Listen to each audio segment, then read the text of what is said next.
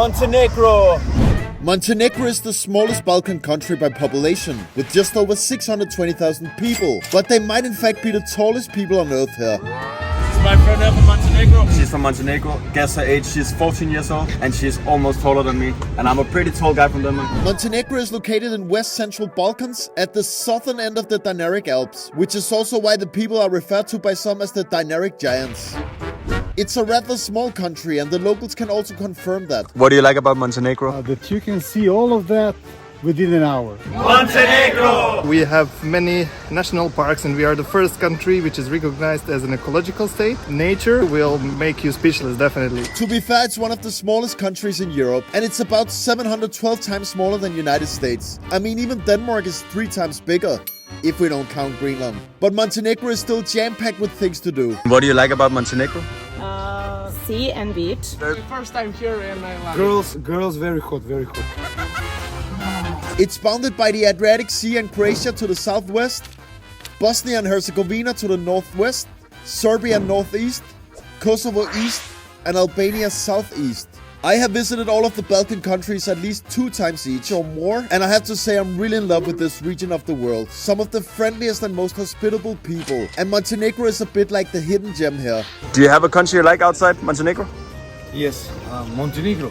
And outside other country? There is Croatia and there is Albania and there is Serbia. And you like them all? Yes, and beautiful coast from Croatia. I mean, if you ask the typical American, they have probably heard the name Croatia, but I'm really not sure they have heard about Montenegro. Montenegro is one of the world's newest countries, but it's packed with history. In this place you'll find immense beauty, charming small cities, and also the tallest people on earth. That's correct. I think we have the second tallest politicians in Europe after the Netherlands, I think. So that can be quite correct. But in general, the guys are quite tall, yeah.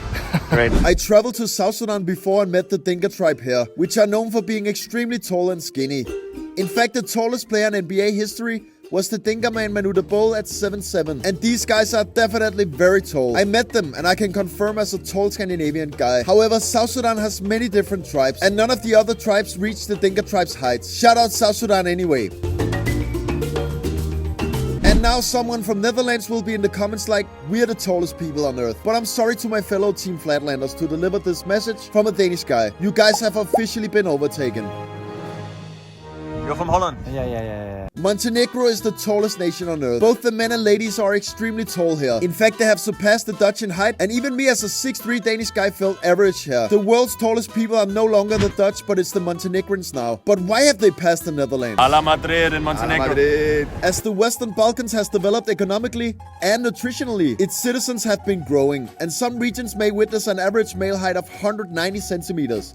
Nearly 6'3". 18-year-old men from Montenegro are currently the tallest in the world at 182.9 centimeters, which is almost 6 feet, surpassing their Dutch peers at 182.4 centimeters by half a centimeter or about a quarter inch. I heard people here in Montenegro are very tall. Is it true? Yeah, basically they are over 6 foot basically. So if you want a guy over 6 foot, basically come here. And they are really, let's say, rough. And the future looks even taller for Montenegro because the Dutch people are already at the top of the protein index, a ratio between the daily supply of proteins, which is the strongest nutritional predictor of height. That index is generally still very low in the Western Balkans, so it looks like the Dinaric Mountains will continue to bring forth even taller giants, firmly relegating the Dutch to the title of the formerly tallest people in the world. But Montenegro is much more than having the tallest people on earth. Every day in Montenegro means new ice cream. This country has the stunning Adriatic coastline with some of the best beaches in Europe and is also Europe's most mountainous country, with 89% of its area being mountains. You're a mountain guy. Pretty much. In fact, the name Montenegro means black mountain in English, a name which is derived from the Venetian term Montenegro. It refers to the country's rock terrain characterized by dark, forest-covered mountains that dominate much of its landscape.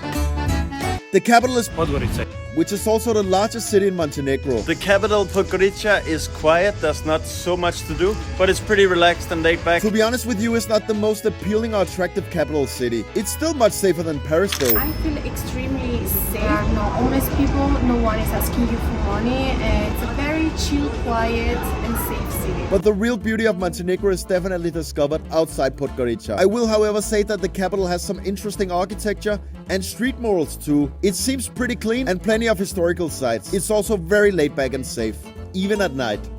I'm from Montenegro, Podgorica. Yeah.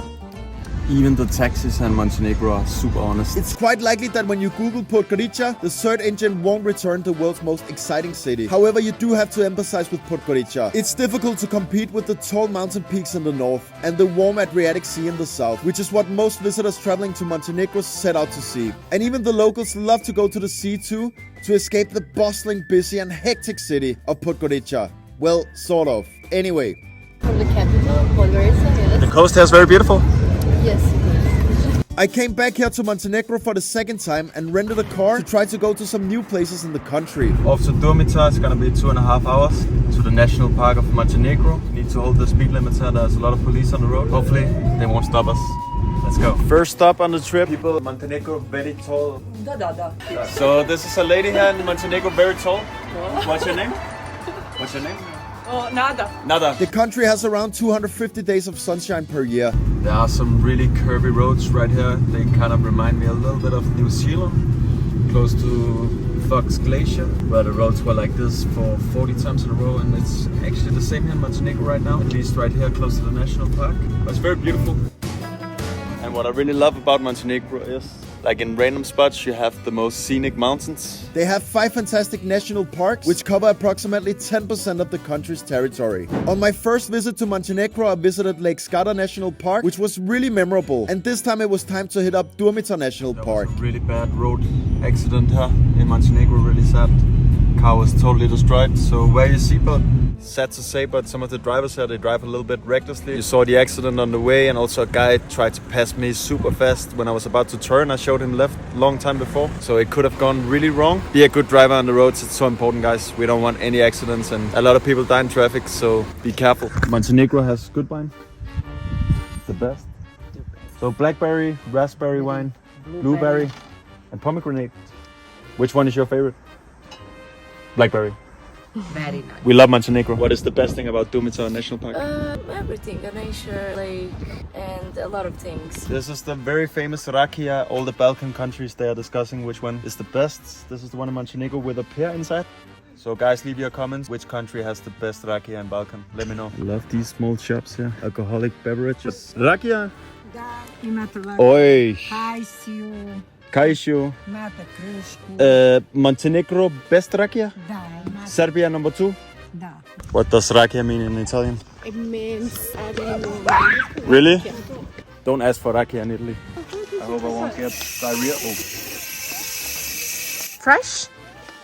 Yeah. All the couples here in Montenegro are super tall. Look at the colors here. It's so beautiful and picture. Incredible mountain ranges in the background. Durmitor is definitely an adventurous playground, situated in the untamed north of the country. Its dramatic glacier-formed setting features around 50 peaks that tower higher than 2,000 meters. And I had to take a swim in the Black Lake, which is the largest of Durmitor National Park's glacial lakes, known as mountain ice. Durmitor in Montenegro. Look at the photo session. This is the Black Lake. Endless of trees in the background. After Durmitor, the police tried to fine me for speeding with a €100 ticket, but I stood my ground because I knew I didn't speed. So they let me go in the end. I came back to Kotor, which I also visited on my first visit, but it's a place totally worth revisiting. From Kotor? You're from Kotor, of course. I'm born here and I hope to die here because this is amazing and one of the most beautiful places on the world. Well, this is my friend from Kotor. He has sailed all around the world. Yes. What was your favorite country? Favorite country? Montenegro. Kotor. Brazil. But Kotor, there's no place like Kotor. No place for sure. Kuala. Kuala. To see you again next year, huh? See you next year, yeah. Kotor is a special place, as scenic as it gets. And of course I had to swim in the Kotor Bay, which is referred to as the southernmost fjord in Europe. In every direction from Kotor's Old Town there's imposing mountains, and Kotor's Old Town is delightful. One of the best preserved medieval towns in the entire region. I also went to Budva. It had a more touristy vibe and the beaches were more packed. I still really liked it. And Budva is a great destination for history, culture, dining and nightlife. Or maybe play some volleyball on the beach. 1, 2, 3. Budva seems mostly like a family-oriented tourist destination. It's very lively, good restaurant scene and active beach bars. Do you like it here in Montenegro? Yes. A lot of Serbian people came here to Budva. What do you like about Montenegro? People. See? Nightclub. Yeah, that's it. The people might be tall in Montenegro, but not all the cast. What a charming little one. Yes, we are tall, as you can see. This is Budva. It also has a charming old town, The streets here definitely have a medieval twist. Denmark and Montenegro. and there's just a lot of water activity here. It feels a bit like Miami on the Adriatic. Miami of Montenegro. Budva is Montenegro's most popular seaside resort town. And talking about Miami, you can actually go to Hawaii in Budva, Next up, Hawaii.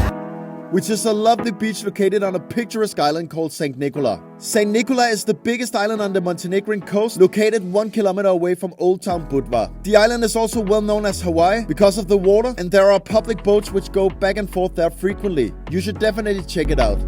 Paradise in Montenegro. There are 117 beaches in Montenegro and they deserve more visitors. You can also pass Sveti Stefan here, approximately 6 kilometers southeast of Budva. Sveti Stefan, what a beauty. Despite its small size, Montenegro is home to 4 UNESCO World Heritage Sites that I'm happy to have visited all of. So why should you visit Montenegro? Well, you shouldn't visit Montenegro if you're afraid of heights, since most of the people are definitely taller than us. I'm very tall, so it's true. I don't know. And also most of the country is 1,000 meters above the sea level. So there are many towering mountains besides the towering people. And it's just a heaven for outdoor enthusiasts with this high altitude landscape. And they also have one of the last remaining rainforests in Europe. Montenegro is home to some really friendly people. Yes, good people. You can meet nice people. And it really seems like a popular favorite for many Balkan people to go here and enjoy. It's still a bit under the radar internationally, so go before it gets too known and have a unique travel experience and try to measure yourself with the locals. What's your height? I think between 182, 185, something like that. 176. Who are definitely the tallest people on earth? Or what? Do you agree with the statistics? Would you visit Montenegro? Please comment below. Remember to subscribe to Gus on the Go. See you guys.